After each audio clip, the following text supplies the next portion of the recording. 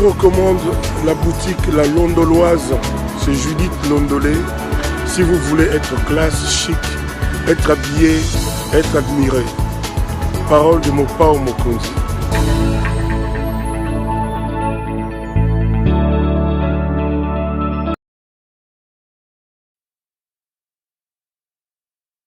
Nouveau numéro de l'émission CPL Débat, magazine des débats politiques qu'on a lancé ici à CPL Télévision. Des invités avec moi sur des plateaux et des questions importantes retenant l'actualité dans plusieurs domaines sont mis pour être débattues ici.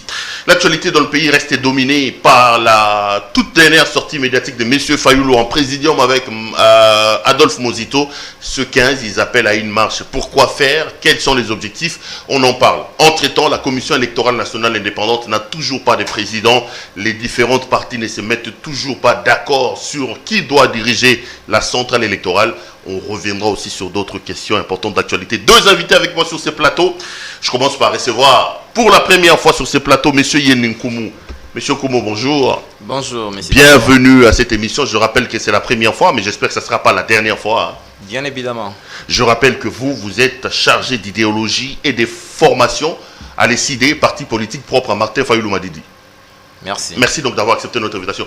Pour débattre avec vous, un visage qui est habitué de cette émission, c'est Siméon Isako. Monsieur Isako, bonjour.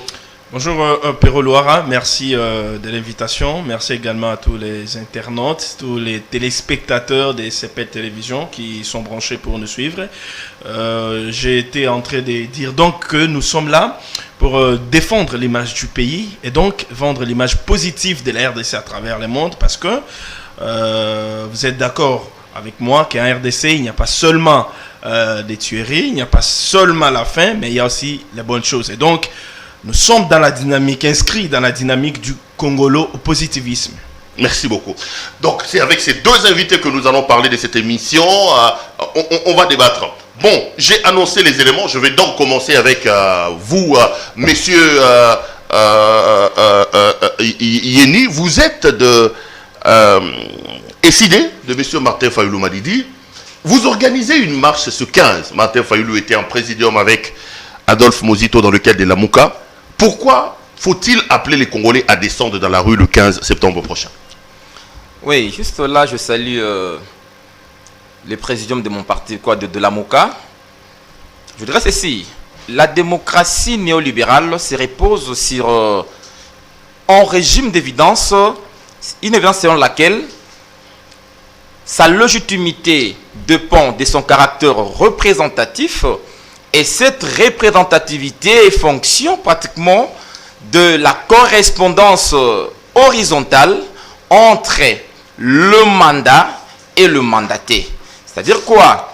Dans une démocratie pratiquement néolibérale, les contrats sociaux qui se veut, donc qui passe par des élections, qui se veut pratiquement, je dirais, un exercice fondateur et formateur du champ, doit en principe, ou se veut en principe juste organisé par le ministère de l'Intérieur sous d'autres cieux. Si en RDC, le législateur a estimé bon de confier cette mission à une centrale électorale indépendante, c'est pour juste éviter la méfiance, juste créer une sorte de confiance entre parties prenantes.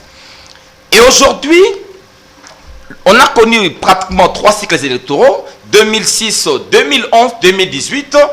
Pendant tous ces 3 cycles, je crois bien, tous les Congolais revenaient sur le même leitmotiv, disaient que nous contestions des élections.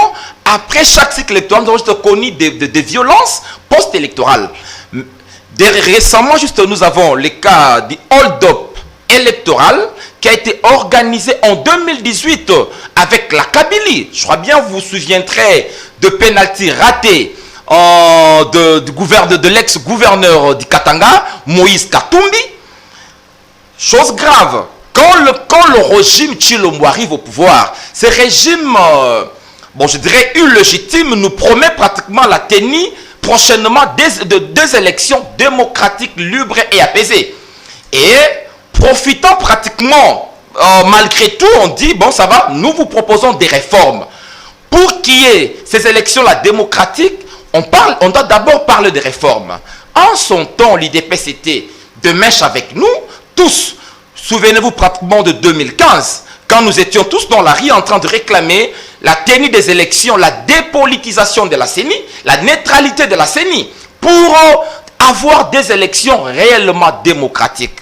Mais aujourd'hui, comme le régime avec les goûts du pouvoir, ce régime ne cesse pratiquement d'aller vers de dérives autoritaristes, dictatoriales. Ce n'est pas moi qui l'ai dit, peut-être, je vous renvoie aux différents constats, aux différents résultats des organisations internationales, tant africaines qu'européennes, qui nous renseignent que nous étions avant l'Érythrée. L'Érythrée qui est considérée comme étant la Corée du Nord de l'Afrique. Mais aujourd'hui, la RDC est derrière l'Érythrée en termes de la protection de liberté civile, en termes pratiquement du processus électoral.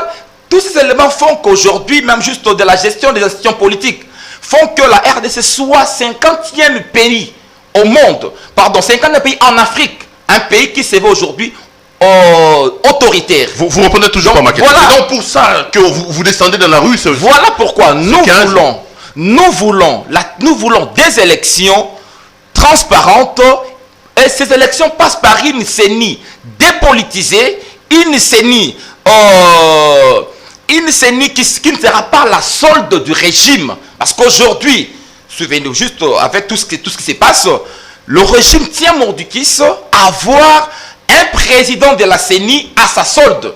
Et le nom de Kadima est aujourd'hui soutenu par le régime, c'est parce que tous, c'est plus pratiquement un secret, c'est un secret de polichinelle. On sait que Kadima est avec le régime. Si le régime Tshilombo ne recule pas, ne veut pas pratiquement juste attendre la voix du peuple, nous disons le 15, nous demandons juste au peuple congolais, la Mouka c'est un état d'esprit.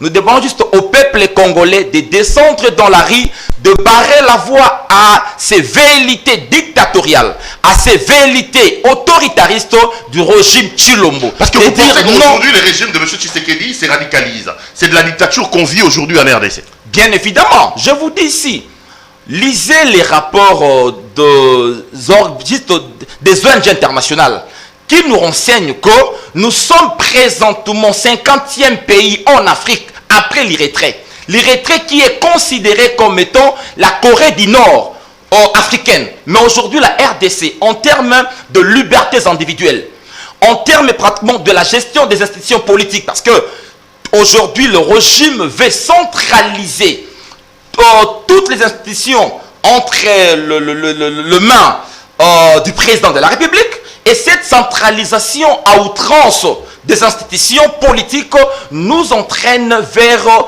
une nouvelle dictature. Ok. C'est pour ça que vous serez donc dans la rue. Nous serons dans la rue pour réclamer les réformes institutionnelles, singulièrement celle de la CENI, et puis la dépolitisation et le non-glissement. Ok. Alors, Siméon Isako, il dit que nous avons perdu en termes de libertés individuelles en République démocratique du Congo.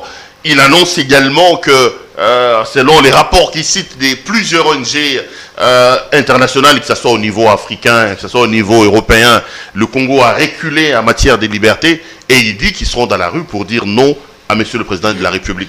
Vous répondez comment à tous les arguments qu'il avance? Merci pour la question, Père Loara. Mais je note que mon co-débatteur est sur une fausse ligne. Pourquoi je l'ai dit? Parce que il parle de la liberté d'opinion. Vous évoquez je ne sais pas quel rapport. Mais je vous demande de lire les tout derniers rapports des Nations Unies, du BCNDIH, en rapport avec la liberté d'expression et la liberté d'opinion en RDC. Le bureau conjoint des Nations Unies aux droits de l'homme, ici en RDC. Il est indiqué dans ce rapport que la RDC a enregistré 21% des baisses des cas de violation de la liberté d'expression. On a enregistré 21% de baisse. Donc la situation s'est améliorée. La situation s'est améliorée de 21%. Contrairement au mois passé et aux années passées, comme ce fut le cas sous Kabila. Et quand vous évoquez ça, vous évoquez des ONG internationales. Je ne sais pas, vous faites allusion à quelle ONG internationale? Heureusement pour vous, vous n'avez pas cité ça ici, sinon ça serait un mensonge cru. Vous parlez du glissement. Mais là encore, ceux qui sont en train de nous suivre peuvent s'étonner. Ils ont même honte de vous. Vous ne pouvez pas parler du glissement. Parce que c'est vous, au niveau de l'ECD et au niveau de la MOCA, qui êtes en train de faire le lit du glissement. Quoi faisant? Le chef de l'État ne cesse de dire jour et nuit qu'il y aura élection. En 2023. Le gouvernement se prépare pour qu'il y ait élection. L'Assemblée nationale est en train de s'apprêter pour entériner les candidats qui ont été proposés par les composantes de la CENI.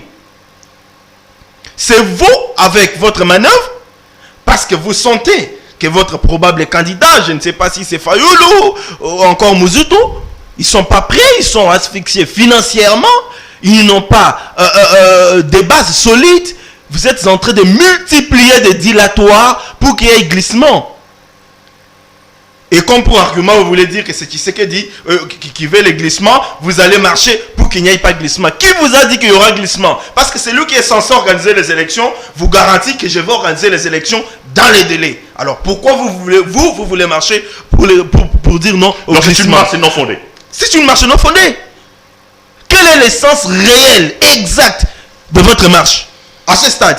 Parce que Félix Tshisekedi, le gouvernement, tous se préparent pour les élections. Quelle est l'essence exacte de votre marche? Donc c'est une marche dépourvue de tout sens. Tu parles de la dépolitisation de la CENI. Nous ne voulons pas aller aux élections si la CENI est politisée. Encore là, un dilatoire. Dans ta conscience, tu le sais très bien qu'il est impossible de dépolitiser la CENI. Pierrot, je l'ai démontré ici sur ton plateau il y a quelques semaines. La CENI est composée des délégués de la société civile.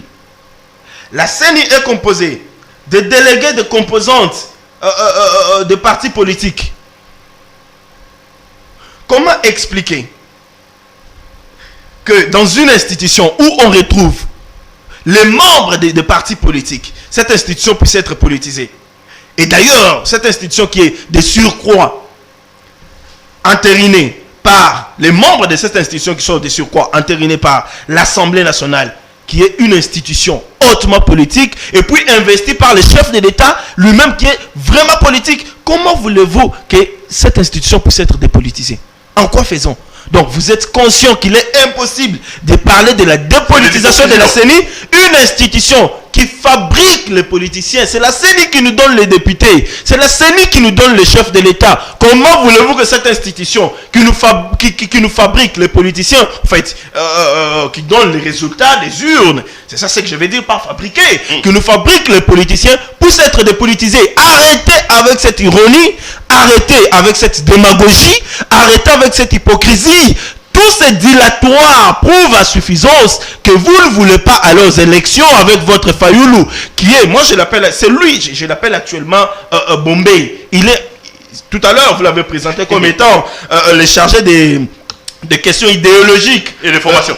Des formations de Martin Fayoulou de l'ECD. Donc c'est lui d'abord. Le premier, je ne le dis pas un peu pour non, c'est lui d'abord le premier qui a consommé cette drogue Bombay, parce que Fayoulou lui-même c'est la drogue Bombay. Il a plongé, il est en train de plonger. Attendez, vous n'allez pas dire sur ce plateau. Non, je suis. Pose-moi la question, pourquoi je l'ai dit, je vais te le démontrer. C'est un langage imagé ou c'est où on doit vous prendre? Je parle des faits vrais. Fayoulou a mis la Bombay. Mais ce qu'on met les Bombay, quand tu as la distraction, on l'a dit sur place, sur les champs. Tu oublies ce qui existe, donc tu entres dans l'imaginaire. C'est ça. Fayoulou Amelaka Bombay. C'est ça, Amelaka Bombay, Temaza Bombay. C'est ça, Fayoulou. Fayoulou plonge la jeunesse. Je regrette qu'un jeune comme lui puisse être plongé dans cette sorte d'idéologie de Bombay de Fayoulou. Donc Fayoulou est dans l'irréalisme. Il est dans l'hypocrisie, dans la démagogie. Vous devez arrêter avec ça. Cessez les dilatoires. Nous devons aller aux élections parce que le gouvernement disponibilise déjà les moyens pour ça et le chef de l'État est prêt pour affronter quiconque aux urnes. Arrêtez avec ces dilateurs. Monsieur Koumou, il a quand même dit beaucoup de choses graves, à mon sens. Hein. Lorsqu'il dit que Martin Fayulu a Mélara Bombé, ou il est bombé lui-même, il dit que... Nalobité Kabela Bombé. Nalobité Asa Bombé. Ok. Asa Bombé, parce qu'il drogue la jeunesse qui est en train de le suivre aveuglement. D'accord. Quand il dit que c'est impossible de dépolitiser la CENI, parce que la CENI, c'est quand même l'émanation des émissaires envoyés par les politiques, il parle aussi de l'asphyxie financière qui frappe Martin Fayulu. Et il vous pose une question. Qui vous a dit qu'il y aura glissement et qu'il n'y aura pas élection? Parce que tu sais qu'il rassure qu'il y aura élection. Vous savez, vraiment, je suis en face d'un messier fort monté à répéter machinalement, juste en fait, je dirais, pour ne pas être trop dire, je dirais pratiquement les sottises du régime. Parce que lorsque l'on s'éveille intellectuel, à un certain moment, il faut avoir un raisonnement cohérent. Je pense que la même CENI qui est censée, peut-être le même Parlement qui s'éveille institution politique, le président qui est politique, le même président est censé pratiquement investir le Parlement, tout ça, la Cour constitutionnelle, qui est une institution technique qui s'éveille juste indépendante. D'après la philosophie, je dirais, néolibérale, voire même libérale de la politique actuelle. Quand il dit ça, c'est vraiment une aberration. Il est possible de dépolitiser la CENI. Je crois bien, vous pouvez juste analyser ce qui se passe ailleurs. En ayant des émissaires qui viennent des partis politiques. Je crois bien... Parce que les membres de la CENI viennent quand même des partis politiques. Le président élu, Martin Fayulu, a proposé des réformes. Lorsque vous lisez ces réformes-là, vous verrez qu'il y a lieu de dépolitiser la CENI. Quand le monsieur se donne le luxe de qualifier Martin Fayulu, le président élu de Bombay, je me dis, peut-être le monsieur ne comprend même pas l'essence de ce qu'il tient comme propos. Parce que aujourd'hui, dis-moi, je dis toujours, dans le chef de ce qui nous gouverne, jusqu'à la preuve du contraire, le Congo n'a jamais eu des dirigeants, je dirais, surtout à la tête du pays, à la hauteur de ses ambitions. Pour la toute première fois, le Congo a eu la chance d'avoir un universitaire avéré, expérimenté, qui a fait ses preuves dans des organisations dans des multinationales. C'était Martin Fayulu. Et le Congo, n'ayant pas cette chance-là, aujourd'hui le Congo a la malchance d'avoir au pouvoir deux animateurs qui ne reflètent pas son image de puissance. Quand le monsieur, c'est dans l'élix de dire que le peuple est drogué, c'est juste le manque de respect que ce régime... Attendez. Je n'ai pas parlé du peuple. J'ai parlé des militants délécidés. Siméon, c'est lui qui a la parole. Voilà. Quand tu parlais, je ne Non, je vais préciser. Attendez, Siméon, c'est lui qui a la parole. Je vais pas parler du peuple congolais en général. C'est ça, juste l'intolérance qui caractérise je suis pas intolérant. le chef pratiquement de votre régime. C'est important que je te parti. En parlant de libertés individuelles, je crois bien il y a un cas... Donc pour vous, dire de Martin Fayulu Kaza Bombé, c'est un manque de respect. Un manque de respect non seulement à ces grands messieurs, mais au peuple congolais. Quand il dit que le peuple est drogué, les jeunes gens sont drogués, je pense que ce sont des allégations graves et des allégations irresponsables. Cela prouve pratiquement le manque de considération que ce régime a vis-à-vis pratiquement de sa population. Lorsque le régime se donne l'élix de passer au créneau, signer pratiquement des décrets, pour, je ne sais pas, des décrets pour juste le prix des denrées alimentaires, on vous dit juste le prix des produits congelés vont revenir 10 $, 15 $, mais le régime ne sait pas pratiquement réaliser ses promesses. C'est un manque de considération. Un régime aujourd'hui fondé sur de mensonges, fondé sur l'irréalisme, et je comprends quand le Messie dit que on ne peut pas dépolitiser la CENI. Même ceux qui nous suivent comprennent que nous sommes en face pratiquement d'un amateur quelqu'un qui ne comprend pas pratiquement les fonctionnements des institutions, telle est pratiquement la philosophie même de ces régimes. Mais quand ces régimes pensent que l'on ne peut pas dépolitiser la CENI, or c'est faisable. Mais quand il dit que vous allez marcher pour un glissement alors que Tshisekedi qui est au pouvoir vous dit qu'il y aura élection, alors que le gouvernement dit qu'il y aura élection, qui vous a dit qu'il y aura glissement dans le pays? Mon cher Pierrot. Et c'est pas prêter des intentions au régime de Tshisekedi. Oui, je vais y revenir, hein. Je vais vraiment revenir à ces points-là. Lorsque vous parlez de libertés individuelles, il y a une fille là, une dame journaliste, Tatiana. On nous a dit Tatiana Osango, je crois. Oui, l'humanisation pratiquement de l'ANER. Où en sommes-nous? Je vais fermer tous les cachots, mais les cachots fonctionnent à merveille. Aujourd'hui, il y a des journalistes qui ne savent pas faire leur boulot, qui sont inquiétés par le régime. Ils sont nombreux, ça ne sert même pas de citer les noms ici, ils sont nombreux. Surtout lorsqu'on est avec, la Mouka, ou ensemble, vous êtes pourchassés par ce régime. Qui vous a dit qu'il y aura glissement? Il y aura glissement. Parce que M. Tshisekedi lui-même dit qu'il y aura organisation des élections, parce que le gouvernement dit qu'il va avoir les élections. Vous parlez des glissements. Où vous avez appris ça? Allez juste poser la question à ceux qui nous gouvernent aujourd'hui. Combien avons-nous réservé pour la tenue des élections? Jusqu'à la preuve du contraire.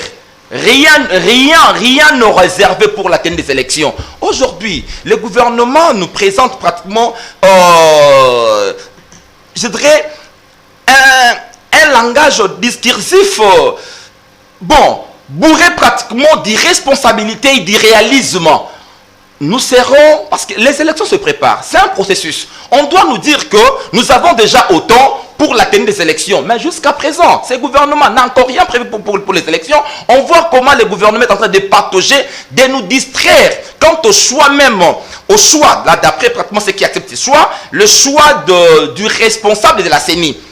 Et à chaque fois, ils font de balades diplomatiques pour nous dire que un jour égale 15 jours de retard. Et cela justifie pratiquement les glissements. Ne suivons pas cette façade démocratique qui se dessine aujourd'hui dans le chef de leur discours. Mon frère, ces régimes, sachant qu'ils sont impopulaires, aujourd'hui, si vous réalisez les sondages, vous verrez que ce régime parce qu'ils n'ont pas été élus. Qu'on se le dise, ils n'ont pas été élus. Troisième pratiquement après Chadar.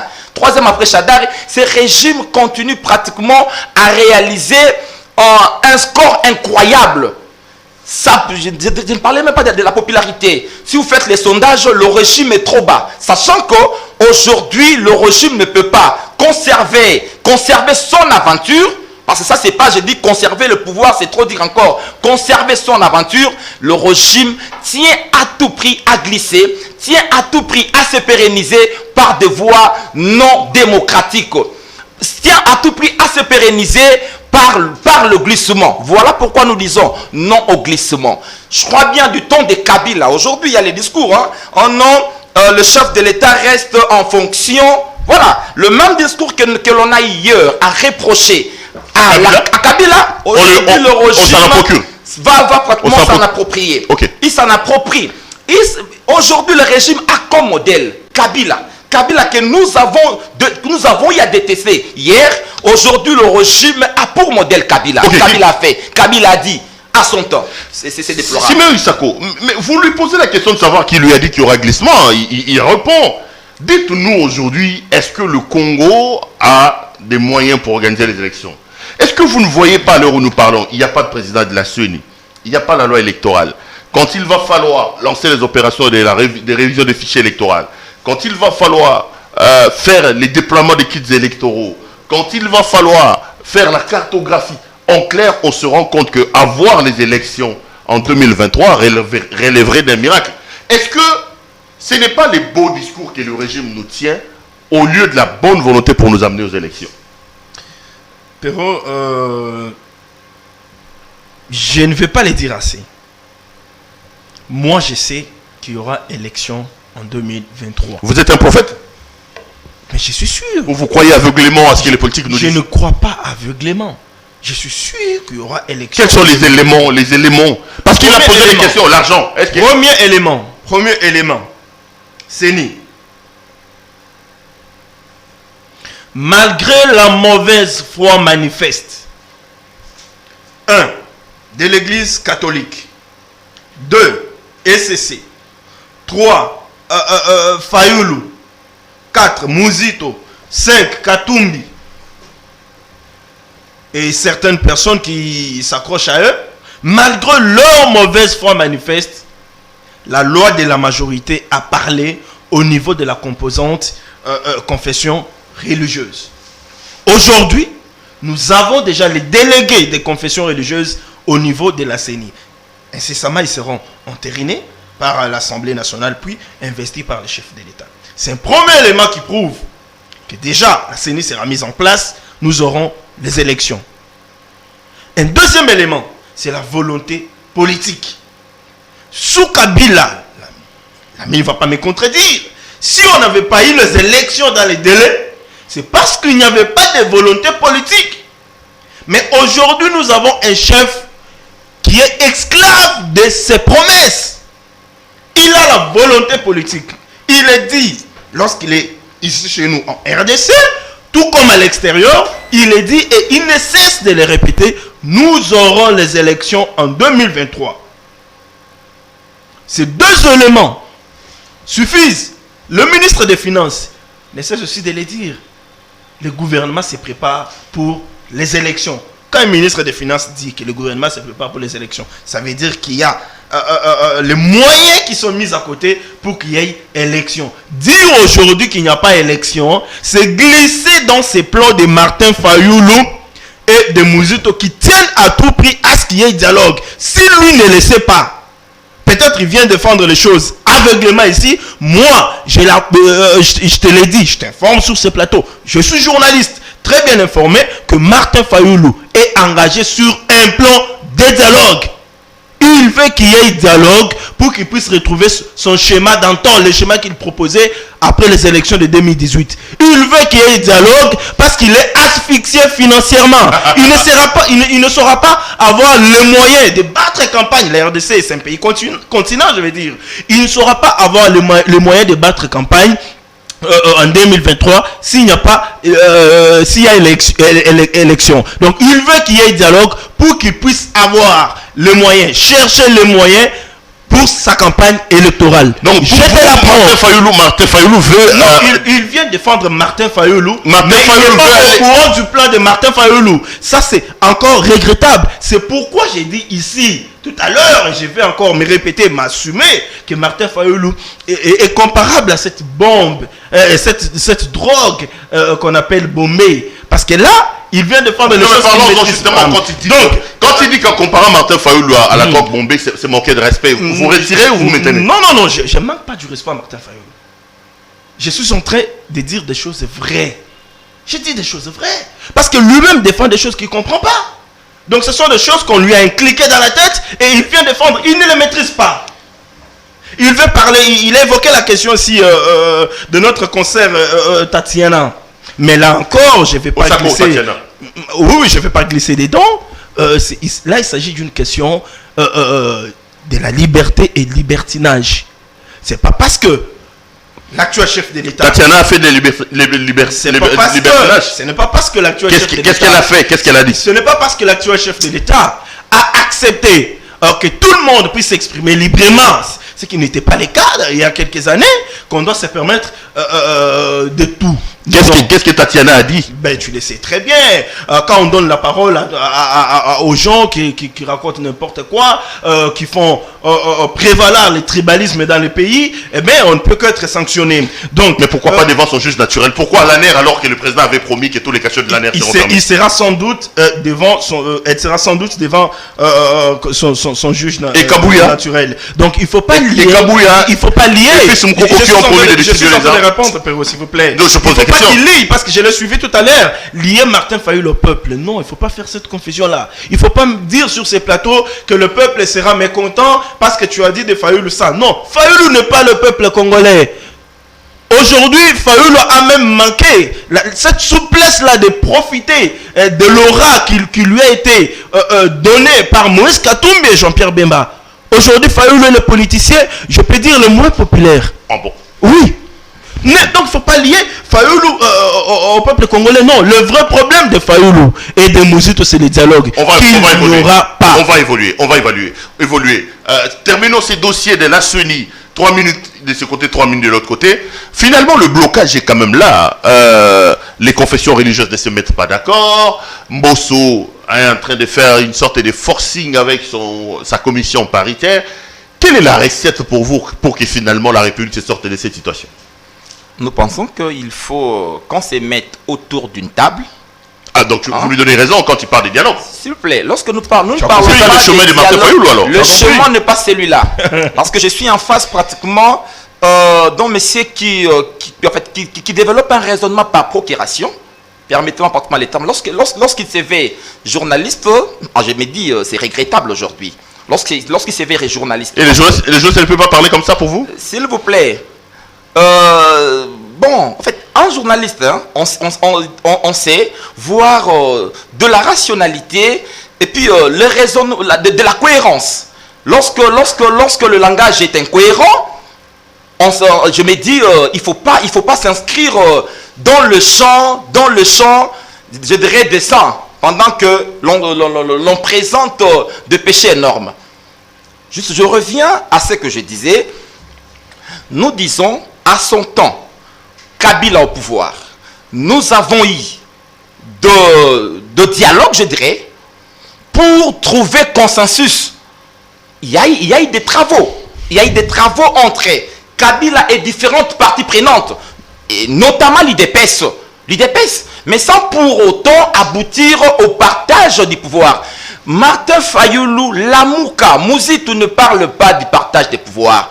Mais nous voulons une CENI dépolitisée. Nous voulons de réformes.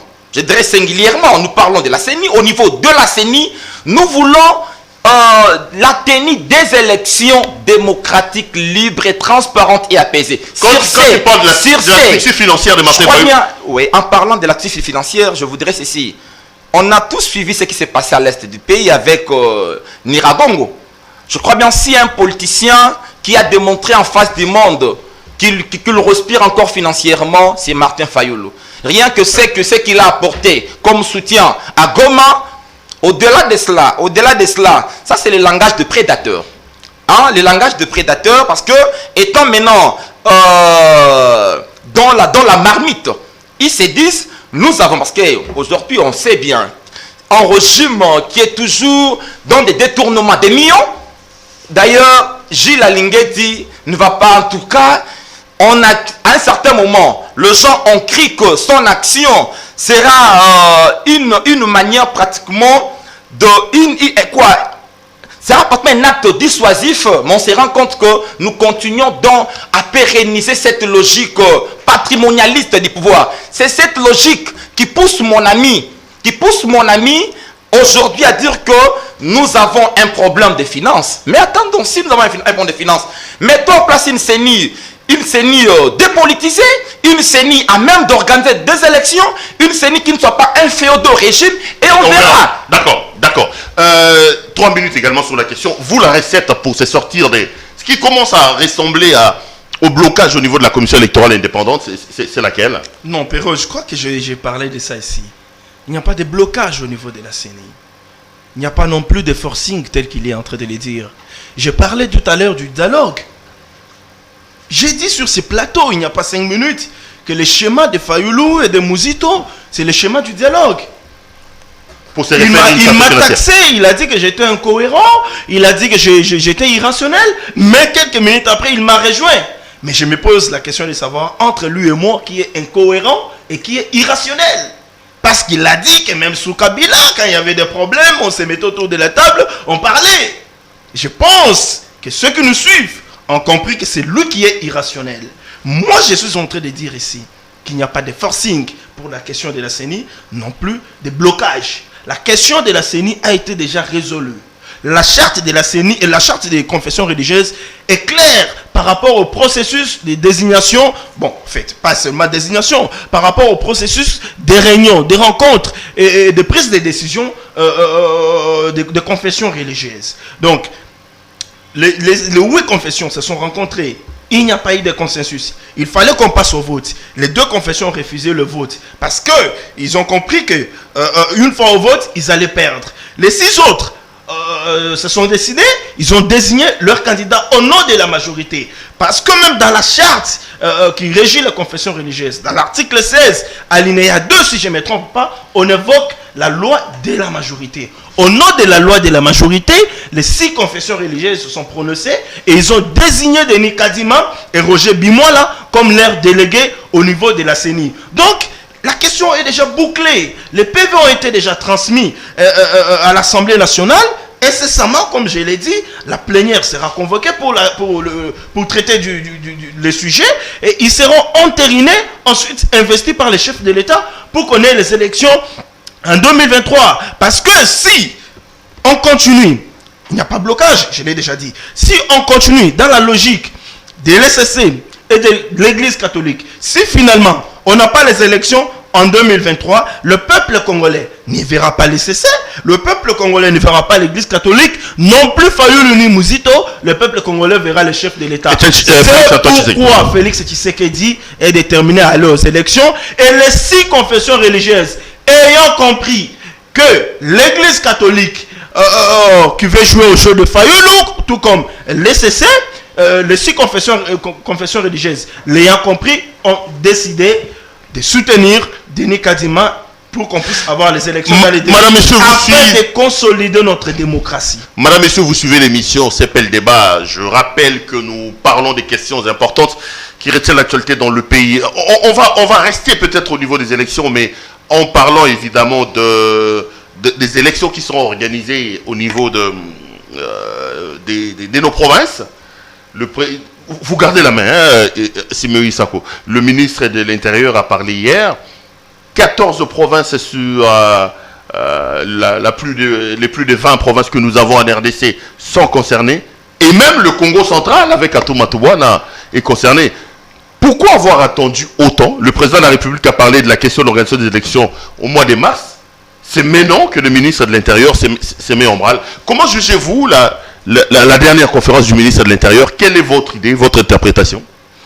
En parlant de la dernière sortie médiatique de Daniel Astielo, je crois que quand les choses sont bien faites, il faut dire qu'elles sont bien faites. Quand elles sont mal organisées, également il faut décrier.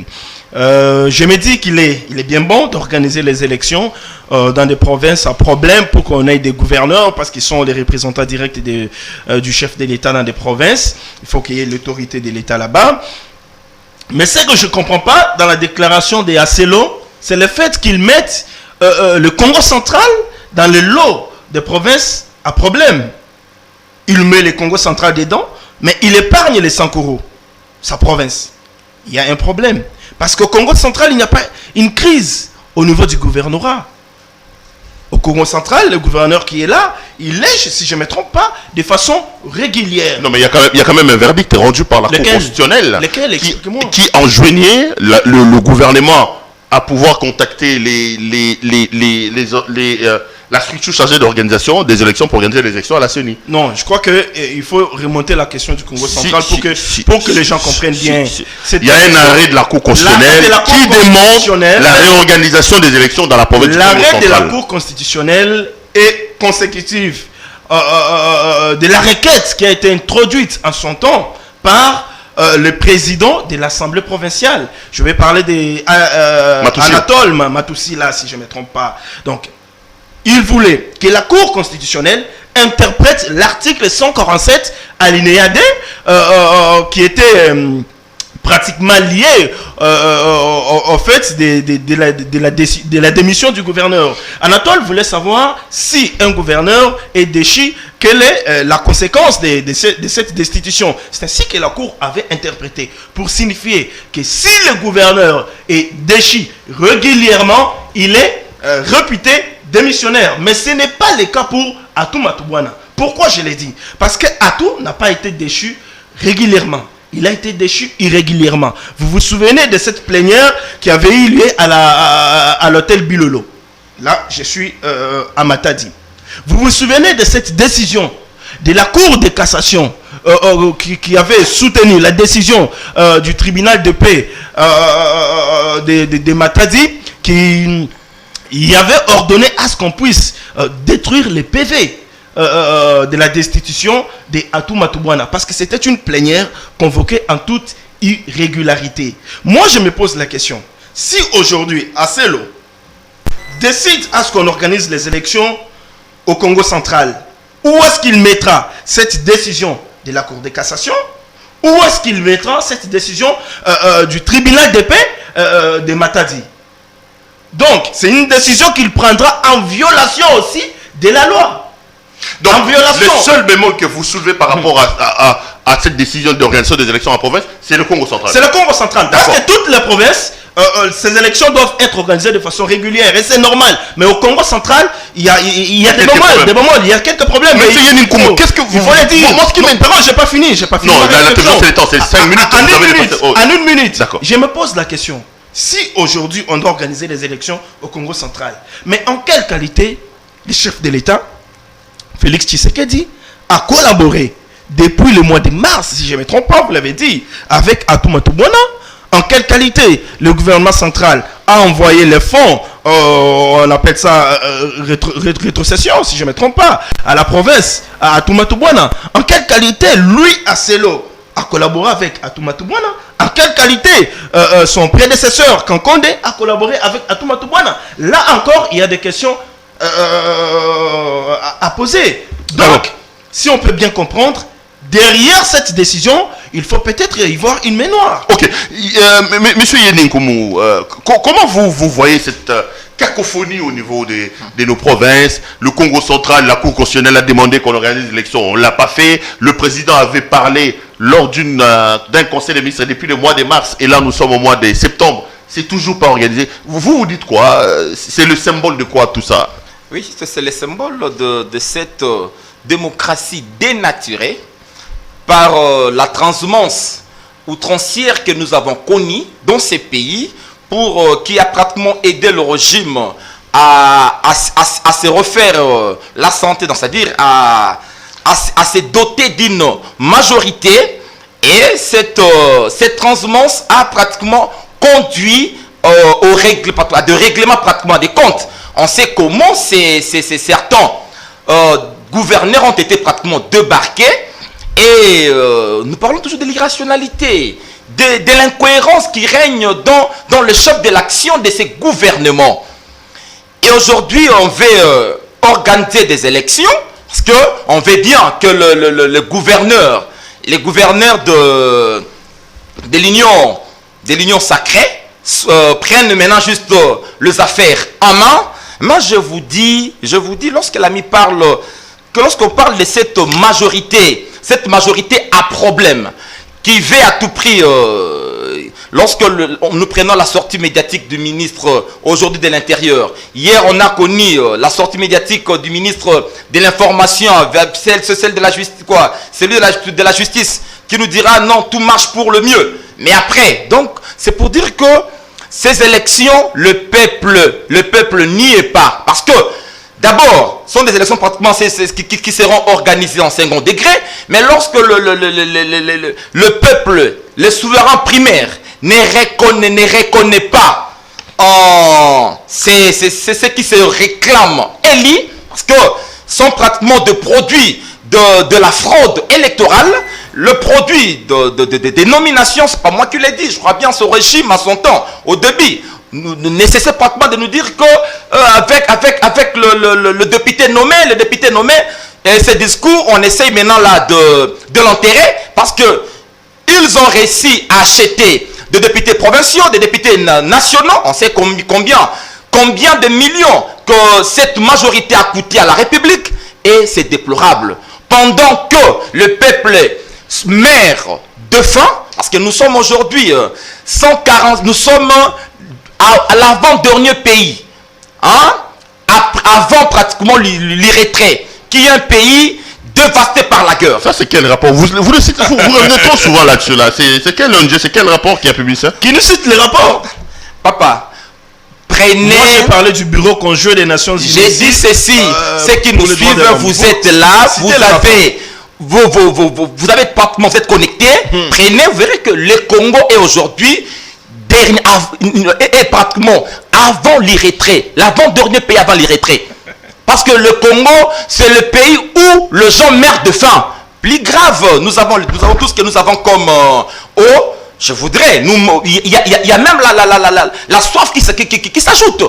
Hein? Parce que quand nous parlons des rapports, ceux qui nous suivent, ils n'ont qu'à vérifier. Papa, nous sommes un pays affamé, vous n'allez pas me contredire. Personne ne peut me contredire sur ces plateaux. Contassé.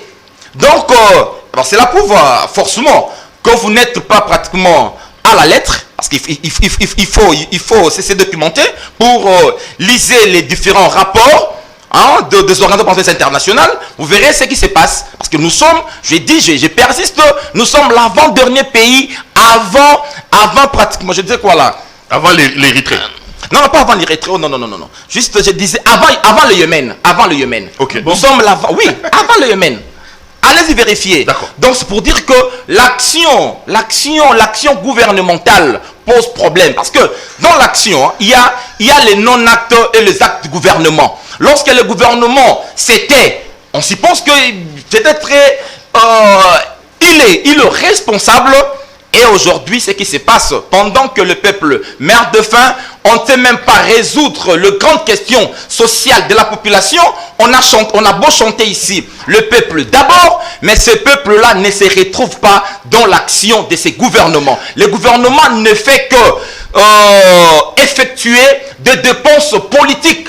Parce que quand vous prenez aujourd'hui le budget, la consommation de ministères politiques, le président de la République, les institutions politiques, le président de la République, le Sénat, l'Assemblée nationale, les cours, tout ça, vous verrez que c'est là où notre budget est consommé. D'accord. Dans des voyages improductifs, c'est là où notre budget est consommé. Parlons justement de voyage. C'est un thème que je n'avais pas prévu. Vous avez vu ce que beaucoup considèrent comme les scandales avec le président de la République en Allemagne. Ça vous inspire quoi, où le président dit... je suis fatigué, les gens disent qu'ils n'ont pas payé de bus. Ça vous a fait rire ou ça vous a... Ça nous inspire vraiment pas de l'amateurisme au sommet de l'État. Parce qu'on ne veut pas juste apprendre à ces niveaux. Ça, je dis, j'assume, c'est de l'amateurisme. Lorsqu'on se déplace, on doit avoir une équipe d'experts aiguisés à la matière. On ne doit pas s'accompagner de sa famille. On ne s'accompagne pas de membres pratiquement de sa famille, de son parti, pour égayer, je ne sais pas moi, égayer l'entourage. Il faut se déplacer avec deux experts.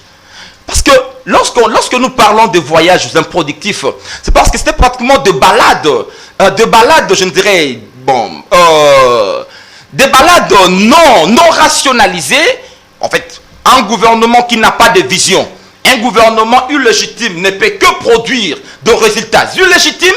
À un certain moment, on nous a dit que ces voyages finiront par payer, mais ça fait aujourd'hui près de 3 ans que ces voyages n'ont même pas apporté un seul investisseur. Or, le Congo, c'est un pays pratiquement en quête et presque pratiquement plus de possibilités d'investissement, en quête de capitaux d'investissement. Il a parlé pendant 2 minutes de cette question-là.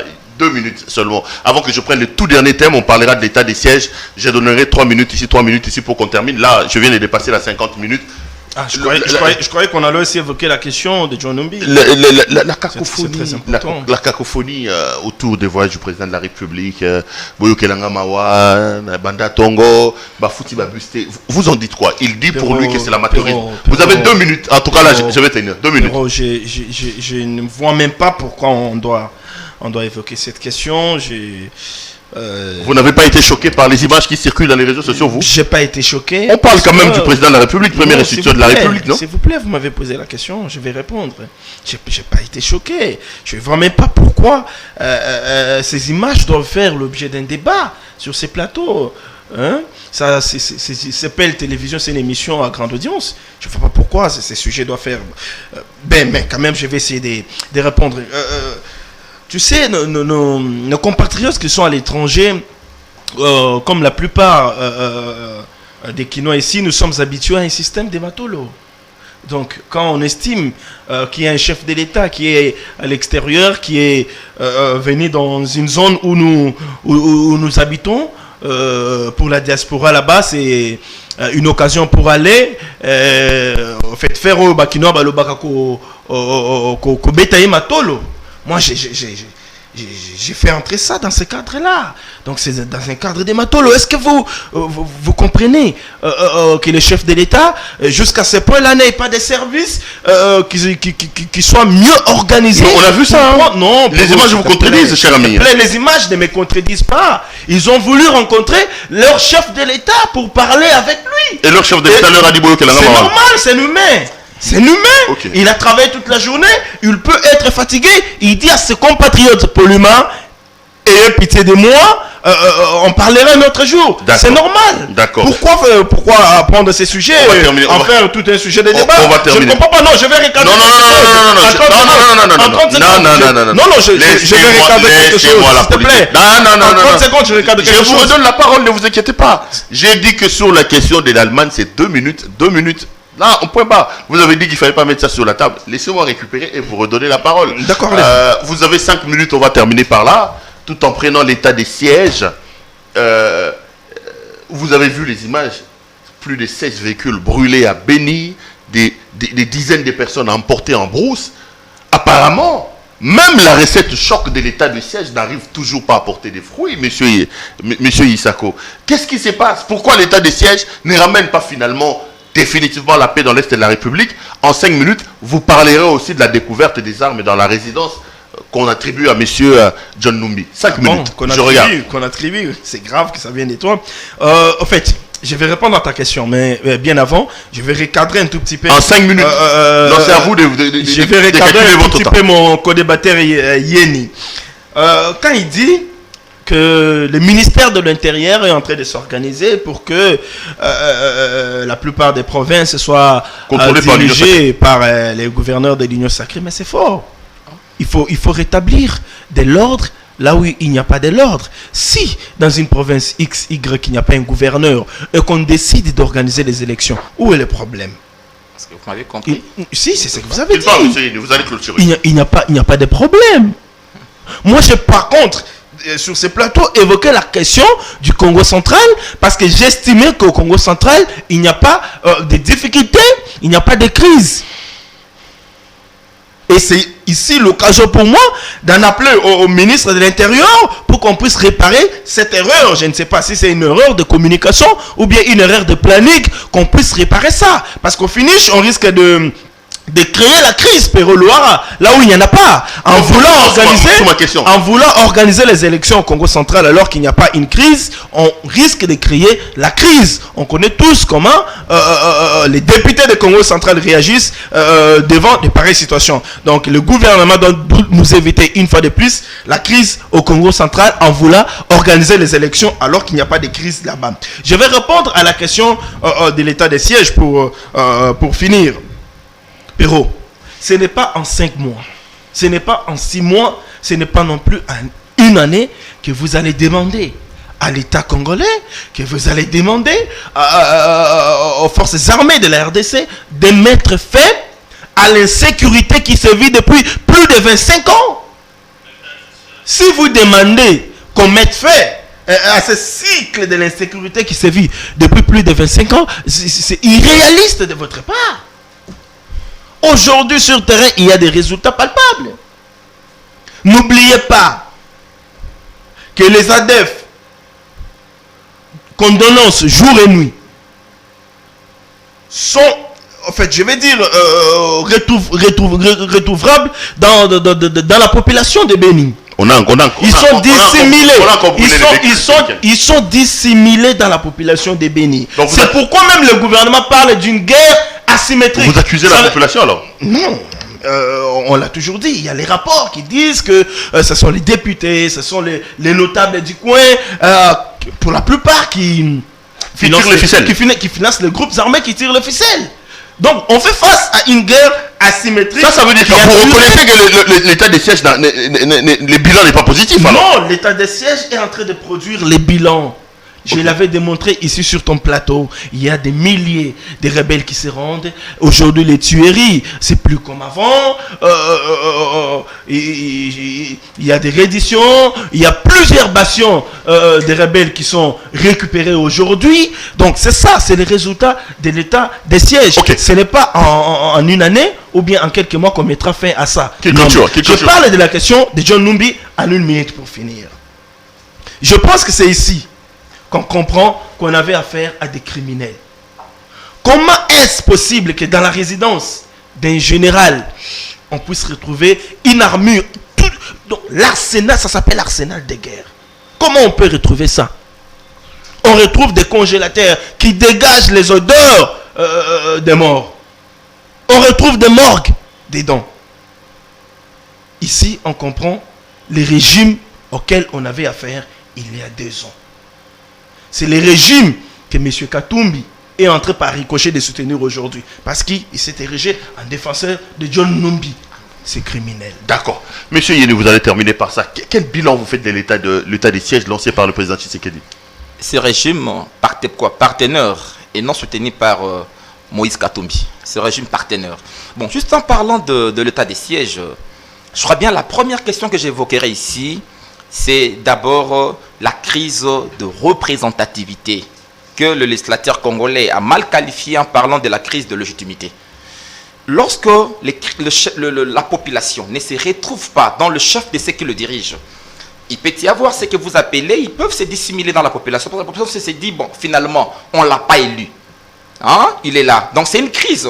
Et c'est une pathologie grave dans la démocratie néolibérale. Je crois bien, j'ai des ouvrages que je vais publier bientôt là, sur cette question. Vous aimez beaucoup cette histoire de démocratie néolibérale. Hein? Oui, c'est ça la phase actuelle de la démocratie, parce qu'elle atteint cette phase-là. Voilà. La question de l'Est du pays, l'état des sièges.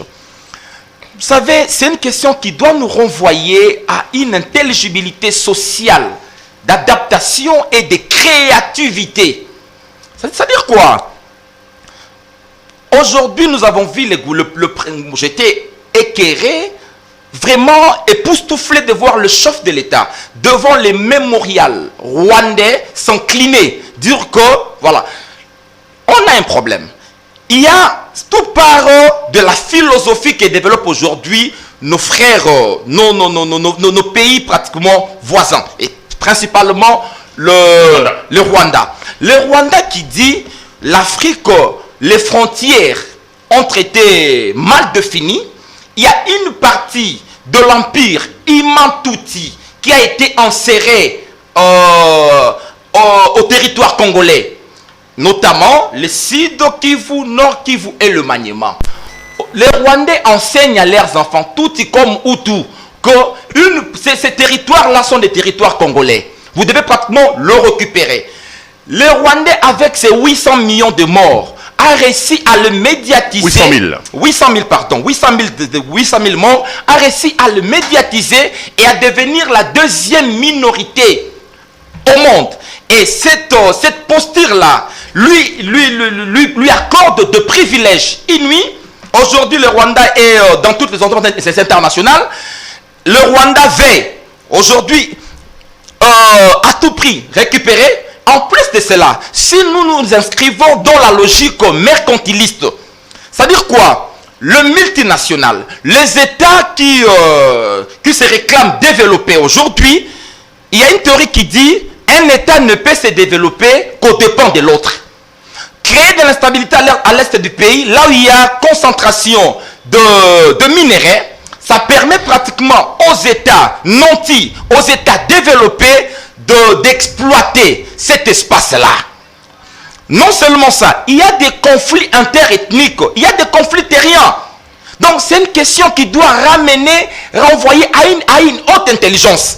C'est-à-dire quoi? Il faut privilégier le dialogue d'abord entre peuples qui vivent dans cet espace-là, renforcer les capacités de notre armée lorsque les militaires sont mal payés, je dirais sous-payés, en tel militaire, peut-être je dirais même non recyclés. À ces militaires-là, vous demandez d'aller défendre à côté des Onisiens qui sont nantis, qui n'ont pas les mêmes moyens. Un militaire qui a laissé sa fille, son enfant ici au camp Kokolo malade, vous lui demandez.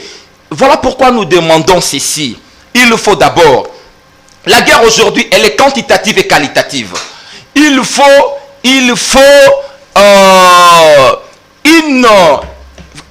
un bon armement pour nos militaires, renforcer les capacités de notre armée, négocier, savoir juste avoir une vision dans la diplomatie, développer notre diplomatie, essayer un peu de mettre tout ce peuple-là autour d'une table. Et je pense que l'option militaire, c'est une option à ne pas exclure, mais c'est une option qui ne va pas résoudre cette question. On peut faire appel aux Américains tels que nous les croyons.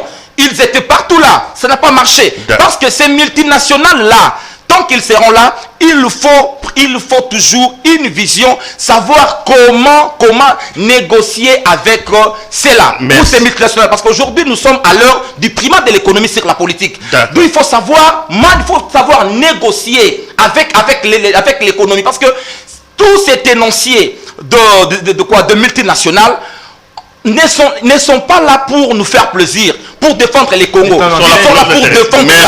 Merci beaucoup. Ça a été un grand plaisir pour moi de vous présenter ces émissions. Monsieur Yeni, merci. C'est la première fois, j'espère que ce n'est pas la dernière. Revenez, nos portes sont grandement ouvertes. Vous êtes un habitué. Simeon Sako, merci également à vous d'être venu nous voir. Merci. Madame, monsieur, cette émission est donc terminée. Laissez-moi vous dire grand merci de l'avoir suivi. J'avais deux invités sur ce plateau. À ma gauche, à ma droite, Simeon Sako et journaliste. Et à ma gauche, monsieur Yeni Nkoumou, qui est donc décidé de monsieur Martin Fayoulou Madidi. Retrouvons-nous demain pour un autre numéro. Portez-vous bien et restez branchés sur nos programmes. Bonsoir chez vous.